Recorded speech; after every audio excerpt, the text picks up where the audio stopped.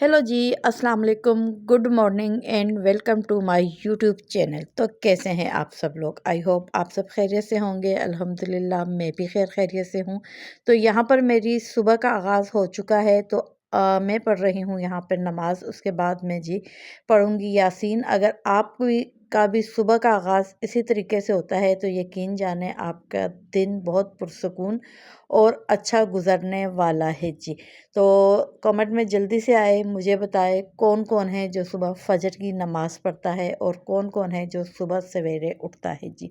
कोशिश किया करें आप लोग भी सुबह सवेरे उठें, और उठते ही ये नहीं कि मोबाइल हाथ में ले लिया और मोबाइल को हाथ में लेते ही लोगों के स्टेटस देखना शुरू कर दिए, वीडियो देखनी शुरू कर दी। तो इस तरह करने से पता है क्या होगा, आपके ज़हन में सारा दिन वो जो है स्टेटस आपने देखे होंगे कि फ़लानी ने ये किया, फ़लाने ने वो ख़रीदा, इधर गई उधर गई, ये खाया वो पिया, ये सारी बातें स्टेटस पे लगी होती हैं। जो सुबह के आगाज़ होते ही आप इससे शुरुआत करोगे तो आपका दिन कभी भी अच्छा नहीं गुजरेगा, बल्कि आपका जो ज़हन है वो बिल्कुल भी फ्रेश नहीं रहेगा, क्योंकि आप सुबह का आगाज़ ही एक नेगेटिव सोच के साथ कर रही हो, जो कि आपके लिए बिल्कुल भी अच्छा नहीं है।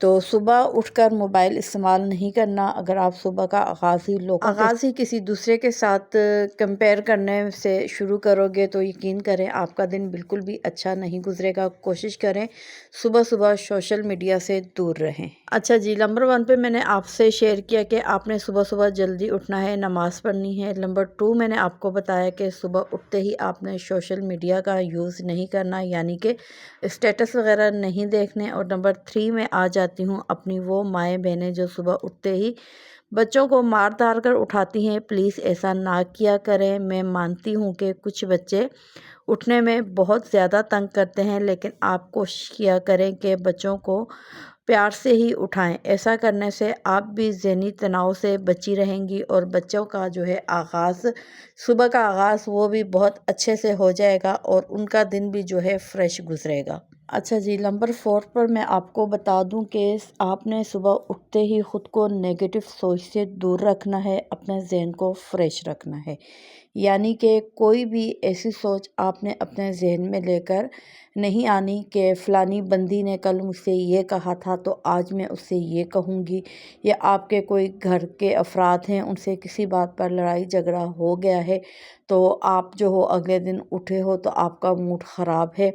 और यहाँ तक मैंने कुछ बहनें यहाँ तक देखी हैं कि अपने मियाँ से रात को किसी बात पर लड़ाई होती है या अगले दिन किसी बात पे लड़ाई होती है तो वो सुबह उठती हैं तो उनका मूड ऑफ होता है, मूड ख़राब होता है, बल्कि वो 3-3 4-4 दिन तक अपने मियाँ से बात करने में पहल नहीं करती।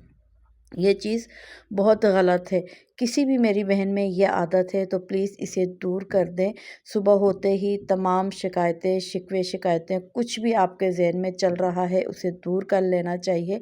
हमारे इस्लाम में भी इस बात की इजाज़त नहीं है। तो मियाँ से बात करने में ख़ुद पहल करें।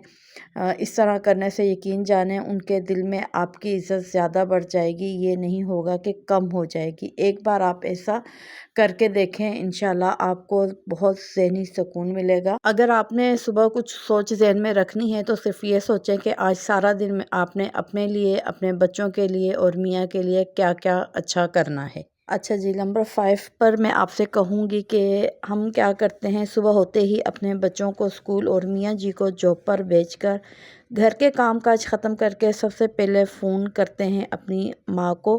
उससे ये कहते हैं कि आज मेरी सास ने ये कहा, मेरी नंद ने ये कहा, यानी कि अगले सारा दिन का हाल-हवाल उनसे कह देते हैं और उनकी सुन लेते हैं।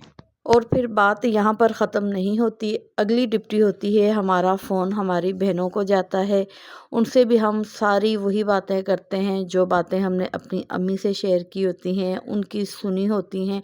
फिर आप खुद सोचें बात कहाँ की कहाँ पर चली जाती है और आप डिप्रेशन का शिकार हो जाते हो।